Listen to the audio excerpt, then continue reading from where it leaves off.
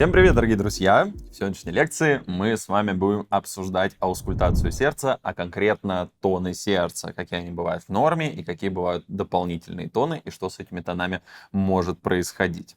Ну, давайте перед тем, как обсуждать тоны сердца, мы поговорим с вами про точки аускультации. Посмотрим на вот эту вот схемку, в каких точках мы аускультируем сердце. Значит, обычно аускультация начинается с верхушки сердца. Верхушка сердца можно найти в пятом межреберье по средней ключичной линии. То есть делите ключицу пополам, пальцами пальпируете пятое межреберье, либо ставите туда стетфонэндоскоп, либо можно пальцами там попытаться нащупать верхушечный толчок. В области верхушки хорошо выслушивается митральный клапан. Значит, дальше у нас идет точка выслушивания аортального клапана. Это второе межреберье справа от грудины. Вот здесь, прям по ее краю. Там хорошо выслушивается аортальный клапан. Дальше идет точка выслушивания легочного клапана. Она находится во втором межреберье слева от грудины. Трикуспидальная точка — это пятое межреберье слева снизу от грудины, прям вот самый низ грудины. Ставим стетоскоп в пятое межреберье рядышком с ней и будем слышать трикуспидальный клапан. Ну и, наконец, есть еще точка РБ, такая дополнительная точка аускультации. Мы ее с вами обсудим, когда будем говорить про различные пороки сердца. Значит, сегодня поговорим мы с вами про тоны. Когда вы прикладываете стетофонэндоскоп к грудной клетке пациента, то если это живой пациент, вы должны услышать тоны сердца. Вы будете слышать, как оно бьется. Есть два нормальных тона. Первый тон называется S1, второй тон называется S2. И мы вот их слышим. Вы слышите, как сердце бьется тук-дук, тук-дук, тук-дук. Это как раз-таки тоны S1 и S2. И есть еще два дополнительных тона. Эти тоны называются S3 и S4.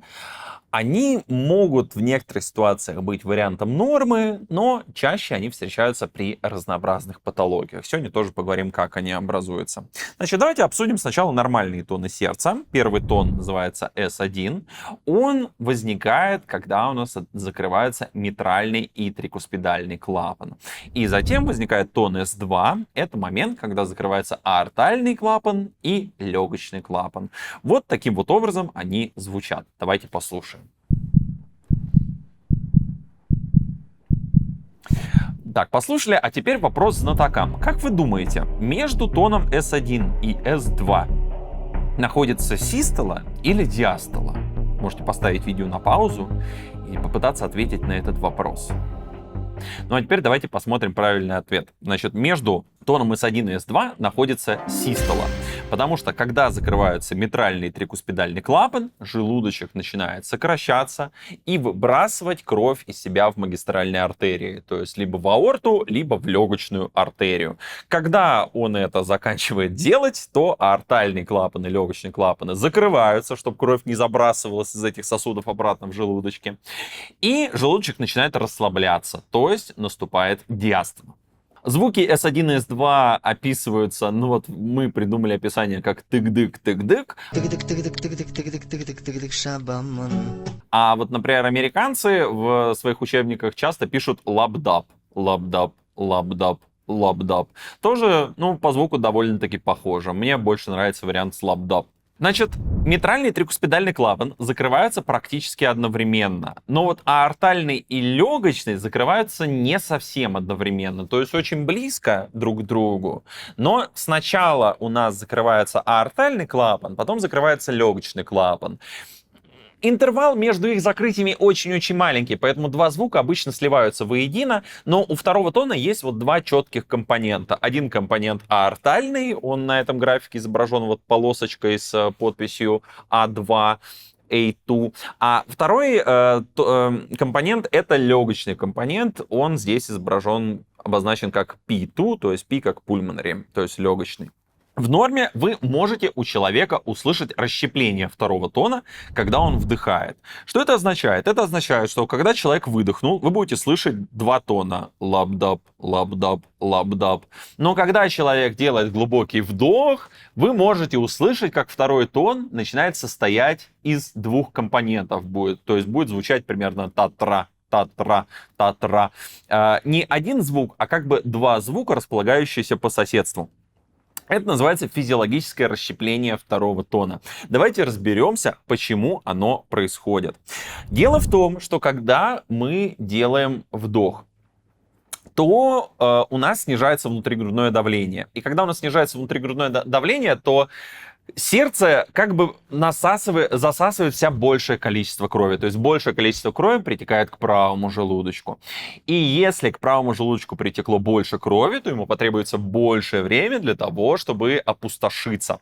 И поэтому легочный компонент второго тона начинает немножечко запаздывать. Да, аортальный клапан уже закрылся, потому что левый желудочек опустошился, а правый желудочек еще в процессе, еще опустошается. И вот мы его ждем. И когда он наконец-то опустошится, легочный клапан закроется, и мы услышим легочный компонент второго тона. И поэтому возникает расщепление.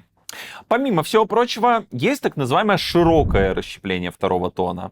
Это ситуация, когда мы слышим расщепление и на вдохе, и на выдохе, но на вдохе оно больше. Вот примерно так это выглядит в жизни. То есть сейчас мы с вами послушаем аудиофайл, и обратите внимание, что мы слышим расщепление все время, но иногда это расщепление слышно более отчетливо, иногда менее отчетливо.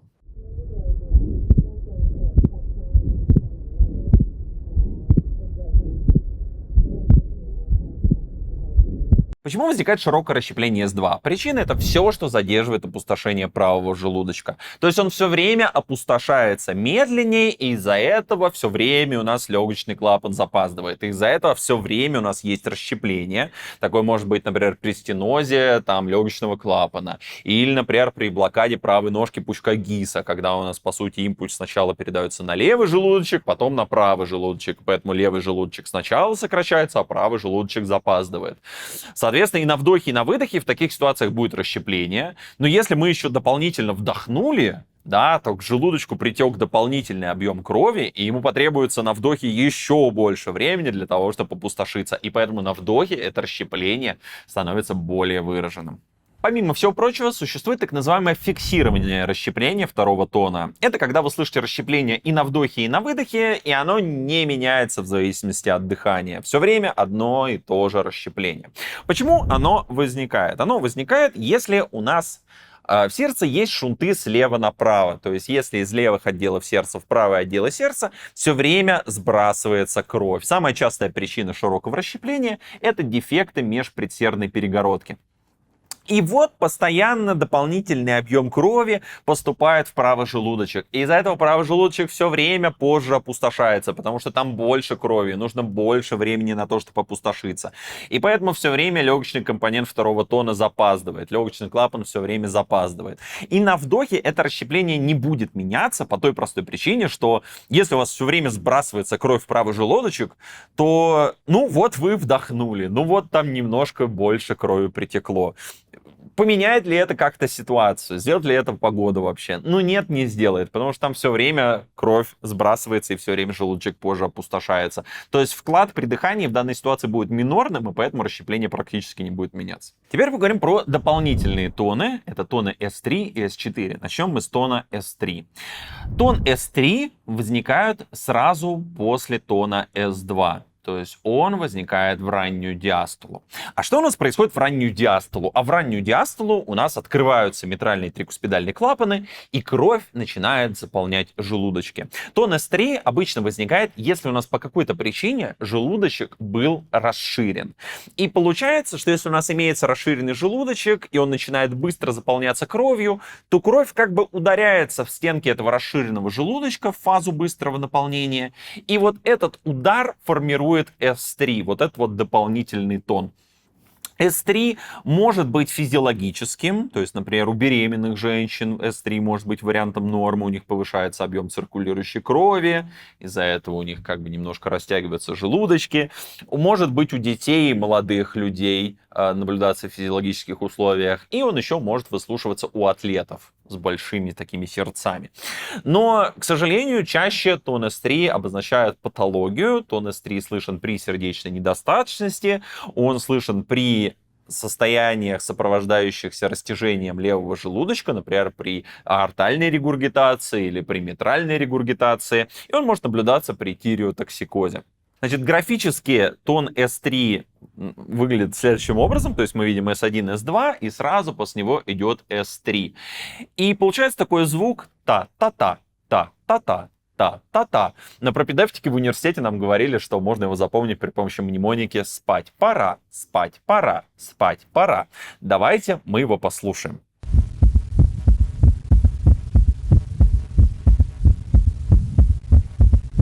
Итак, подведем резюме. Тон S3 лучше всего слышно на верхушке сердца, когда пациент лежит на левом боку. Это ранний диастолический звук, возникает сразу после S2, напоминает ритм галопа лошади, потому что получается как бы вот это сочетание S1, S2, S3 как тык-тык-дык, тык-тык-дык, тык-тык-дык. Отлично, с S3 мы более-менее разобрались. Теперь поговорим про тон S4. Тон S4 у нас возникает в позднюю диастолу. Еще его называют пресистолический тон, потому что он вот прямо перед систолой располагается, прямо перед S1. То есть возникают такие звуки S4, S1, потом S2. Что у нас происходит в позднюю диастолу в сердце? В позднюю диастолу желудочки уже достаточно расслабились, наполнились кровью за счет этого расслабления. И в позднюю диастолу у нас сокращаются предсердия, в которых есть определенный объем крови. И предсердия как бы сбрасывают вот этот вот объем крови в желудочке. Это называется предсердный удар. Или по-английски это называется atrial kick. То есть как будто бы предсердия дают пинка вот этому объему крови, и он резко вылетает в желудочке. И тон S4 мы будем слышать, если стенка желудочка ригидная, если она какая-нибудь очень толстая, нерастяжимая, и поэтому, когда предсердия туда дают пинка крови, кровь, влетая в желудочке, ударяется об стенки, и возникают ее турбулентные завихрения. Как связаны ригидность и звук, можно легко понять. Если, например, вы занимаетесь боксом, вот представьте, что вы вышли против такого гигантского соперника с огромным таким вот животом. У него живот очень податливый, мягенький. И если вы по нему бьете своими кулаками, то у вас кулаки будут в этом животе увязать, и вы не будете слышать очень громкого звука, потому что он мягенький, то есть он податливый. Но если вдруг вы будете бить о бетонную стенку кулаком, которая очень ригидная, которая вообще не податливая, то будете слышать очень отчетливый звук ударов и, возможно, свои сдавленные рыдания.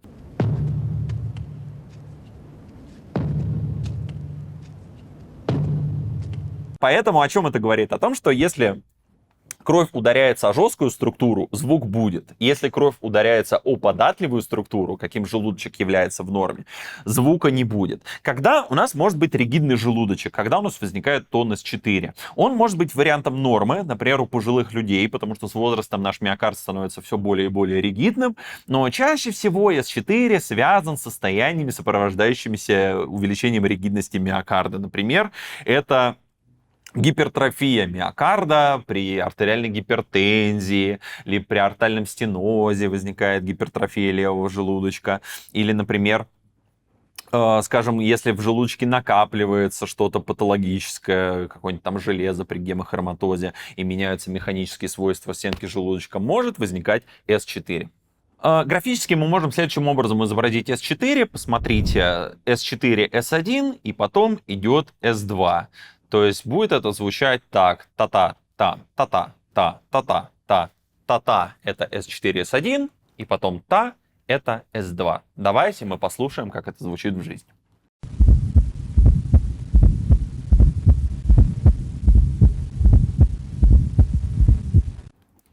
Резюмирую информацию по S4. Тон S4 слышно в позднюю диастолу, или его еще называют пресистолический шум. Тон S4 возникает при состояниях, сопровождающихся высокой ригидностью желудочка. Например, при гипертрофии желудочка слышно тон S4. Выслушивается лучше всего он в митральной области на верхушке, когда пациент лежит на левом боку. И звучит он как та-да, та-та-та, та-та-та. Дорогие друзья, вот и подошла к концу наша лекция, посвященная тонам сердца. Надеюсь, что теперь, если у пациента услышите дополнительный тон во время аускультации, вы не запутаетесь и поймете, что он обозначает. А на следующей лекции мы с вами поговорим про повреждение плечевого сплетения. Оставайтесь с нами, будет очень интересно.